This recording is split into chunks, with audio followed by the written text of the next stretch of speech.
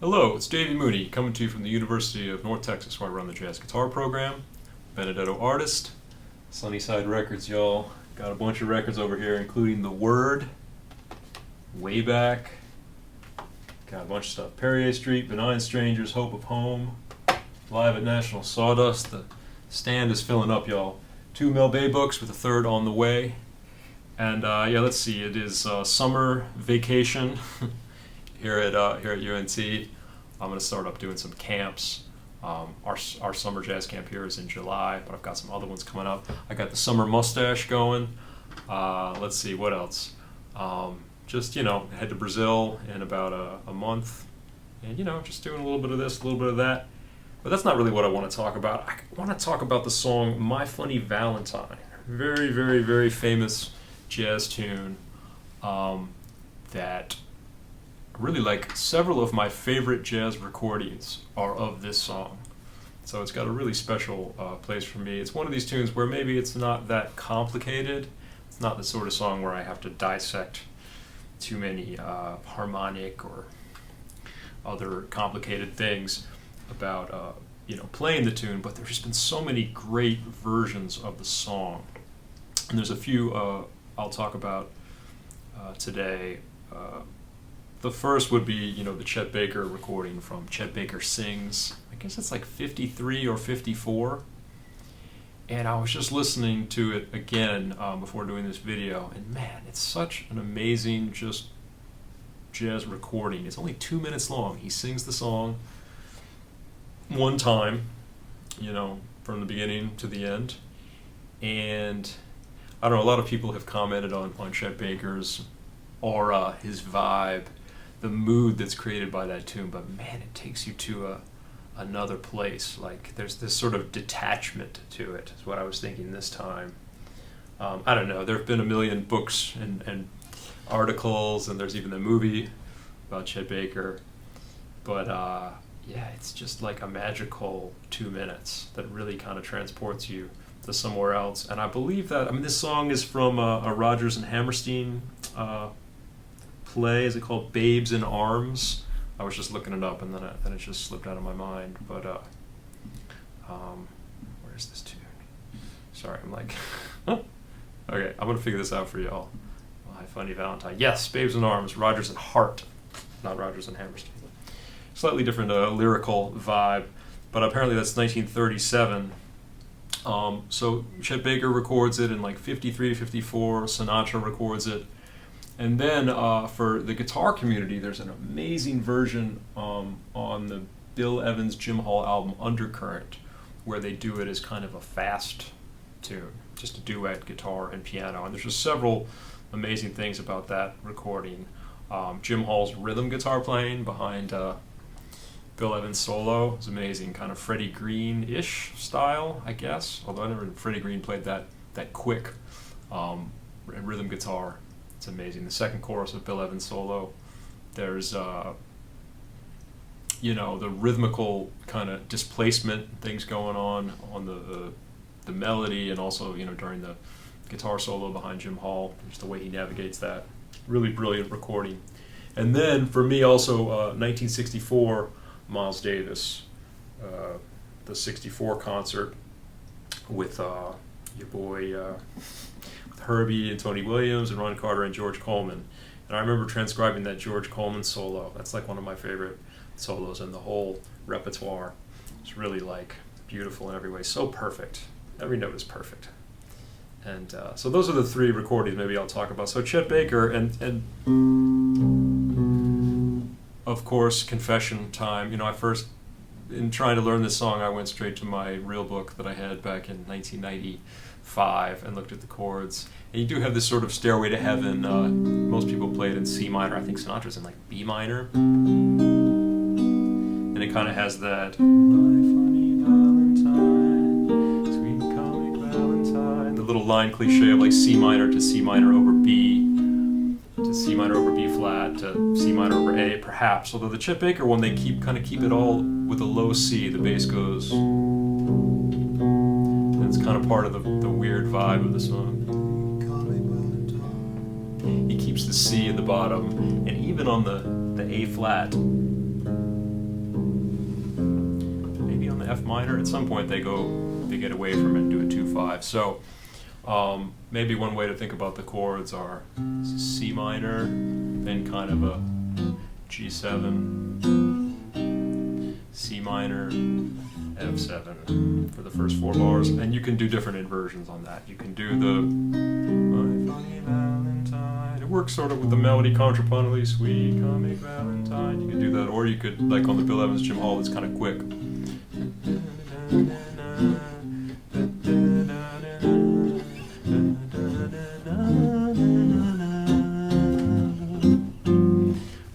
It's kind of more like 1, 2, 5, 1, F7. So the 4th bar is pretty much, I think, F7. On the Miles recording, I was going back through that and hearing all the little variations and odd things that they do behind. I feel like Herbie, he's always playing some different chords. Sometimes it's hard to tell what is maybe what they planned in advance and what they just came up with on the spot, and it'll change from chorus to chorus, so I try to nail it down, but it's like certain spots in the song I can't really figure it out. But so that's the first day, just to kind of Funny Valentine, C minor, F7, A flat major, F minor with my D minor, 7 flat 5, G7. Herbie and them, they go you make me smile, you make me smile with my heart. They do like a passing, when you get to the F minor, they do a passing E flat minor before the D minor, 7 flat 5, G7. Then the second half, the melody goes up to the 3rd instead of the root, and it goes, your looks are laughable, same thing. For the F7, A flat major, F minor. And then people do different things here. I think the Chet Baker one, they kind of just keep it on a 2/5 going to the bridge. So after that F minor, they stay in F minor, B flat 7. The Bill Evans one, it sounds like they go to so you're an A flat major, still you're my F minor work of art. Either A flat minor 6 or maybe F minor 7 flat 5. And I noticed in the I Real Pro they had F minor 7 flat 5 there. The Miles thing, they kind of go, it's a little different depending on what chorus you're in. I swear there was one where I was like, there's like an A7 in there, and then, but eventually they get to like, instead of just going, sorry, so F minor, my favorite work of art. They do like a chromatic, so F sharp minor 7, B7, F minor 7, B flat 7 to go to the bridge, which is on an E flat chord.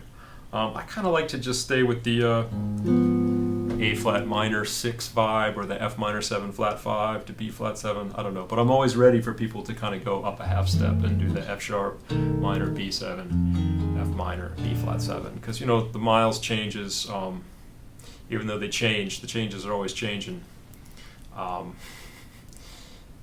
I swear on the intro, when Miles is just playing the melody with Ron Carter, they go.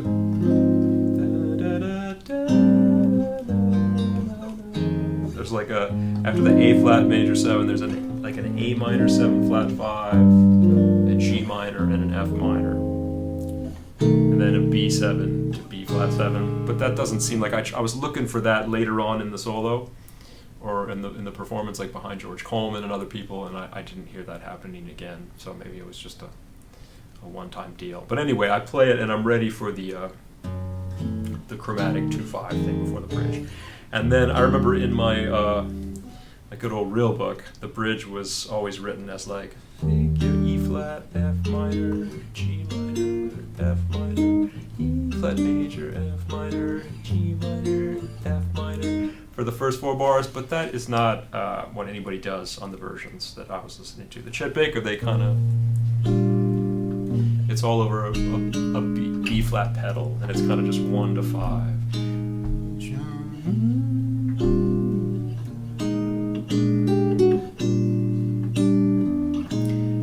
And on the Miles one, they kind of go E flat. At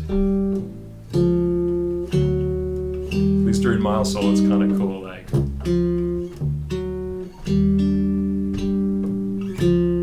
So they go like E flat major, D flat, D, E flat, almost like, I don't know, Seven Steps to Heaven or something. And then let's see, the Bill Evans one, it kind of, I think of it as almost like 1 6 2 5, like, or just 1 to 5. I don't know where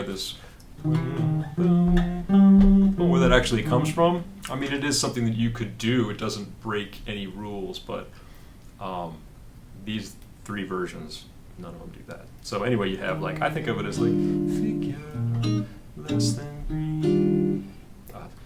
Figure. I'm confusing myself with the tempo because I'm thinking of the Bill Evans where it's fast and Chet Baker where it's really slow. So less than green is your mouth a little weak. So I'm just doing 1 6 2 5, and then the second half of the bridge you have E flat, G7, C minor, and depending on how much time you have, you could go when you get into that C minor. You could skip down like chromatically down to a B flat minor 7, E flat 7, A flat major, or depending on if you're going really fast, I would probably go maybe just go from C minor right to E flat 7, or B flat minor 6, then A flat, and then a 2 5 back to C minor. So the bridge, if I'm going figure less than green, is your mouth a little weak? Open it to speak. Are you smart? And the last day, no change ahead for me. C minor, not you care for me. F7. It changes a little bit here. You got A flat major. Then that time back to C minor. And it walks down to A flat again. And then a 2 5 back to E flat. Although the Chet Baker version, I think one of the things that makes it so, I don't know, I don't think devastating is the right word, but I don't know, ethereal maybe, but yeah, it's just magic, I don't know. But they actually end on C minor at the end, so after the stay flat major,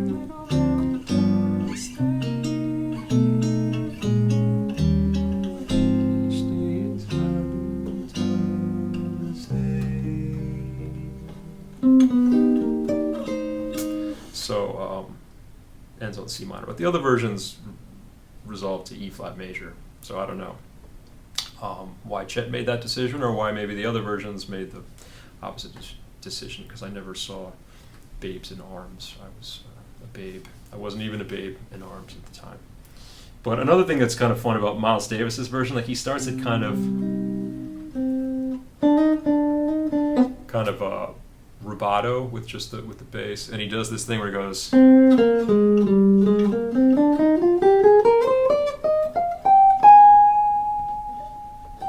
he does like a,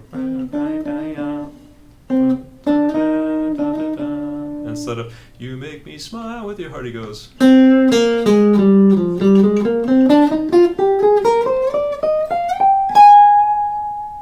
then like,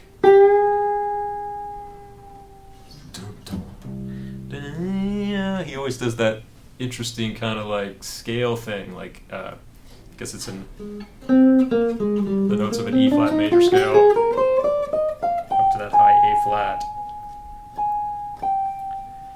and then it's very abstract on that 64 concert, the rest of the melody. So he creates, so there's a vibe created on that song too, a very different vibe I think than what Chet does. And that song almost goes, that performance on the 64 concert, I feel like it goes through different movements. It's almost structured like a some kind of classical long form work, in the sense that that the Miles part at the beginning, and then it goes into double time feel for George Coleman, and then the Herbie thing and all the different things that happen rhythmically in interaction. It's really like kind of an epic performance. It's like 14 minutes long, and I used to listen to that album every night. I had a class here at UNT, Fred Hamilton class, shout out to Fred Hamilton, an improv class, and what we did, the sort of text of the class was those 2 albums, the 64 concert, My Funny Valentine, which is all the ballads, and then the 4 and More, which is the up-tempo tunes.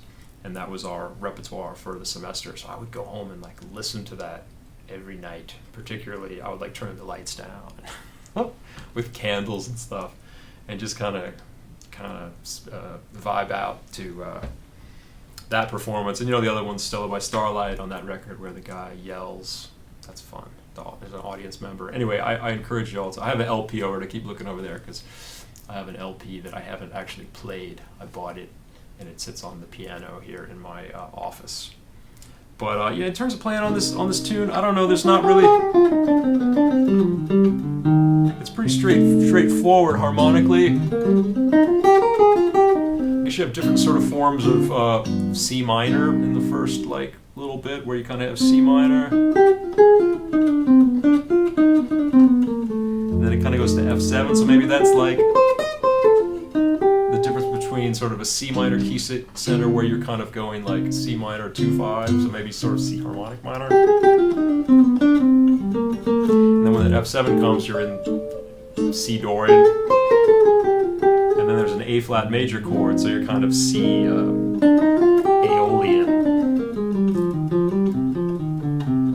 So you're dealing with different forms of the C minor scale. And that's kind of the funny thing about minor keys, right, where you have those variations in the 6th and 7th degree.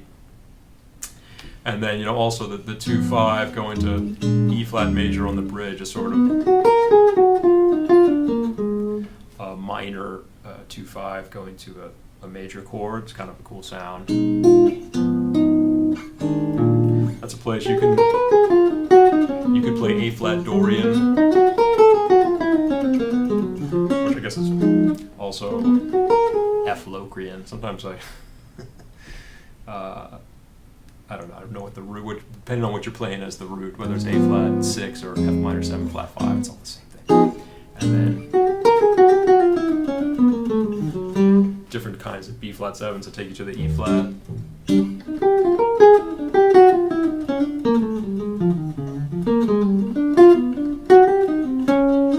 The harmonic rhythm's kind of interesting in the bridge too, because you have that. You're like in E flat world, and you're like, okay, E flat's cool. E flat. G7, C minor. Oh god, E flat 7, A flat major, and then you can chill for a second. So you have a really quick sort of harmonic rhythm happening that you got to be on top of, maybe. Although this is sort of a good song to, if you want to kind of be a little fuzzy, you can just kind of play in C minor or E flat major. I always think of these tunes that sometimes with students who audition or students who I teach, who try to pick these songs where you can sort of noodle around in one key the whole time and get away with it. Like There Will Never Be Another You is another one where if you're in E flat, C minor, you're pretty okay. You have a pretty good chance of not hitting the worst note in the world. This one too, I think you could kind of just like vibe out on the C minor, E flat major kind of thing. But if you know, there are chords and specific little secondary dominants and tonicizations that would be nice to maybe bring out every now and then. Anyway, I'll play a few choruses on it at I'm not quite at the Bill Evans tempo, so it's kind of quick, but sort of doing it as a the reason I thought about this song too is in Guitar Departmental. I played a song with Noel Johnston. We played Someday My Prince Will Come, and I did a video on that. And then with Paul Metzger, our other adjunct guitar professor, we couldn't think of a song, and somebody called out My Funny Valentine. And so we started playing it, but we played it at closer to the Bill Evans, Jim Hall tempo, because we're guitar players and we relate to that. And yeah, playing it as a ballad, I think, is too like fraught with history. It's too heavy. There's so much, like there's the Miles and the Chet Baker.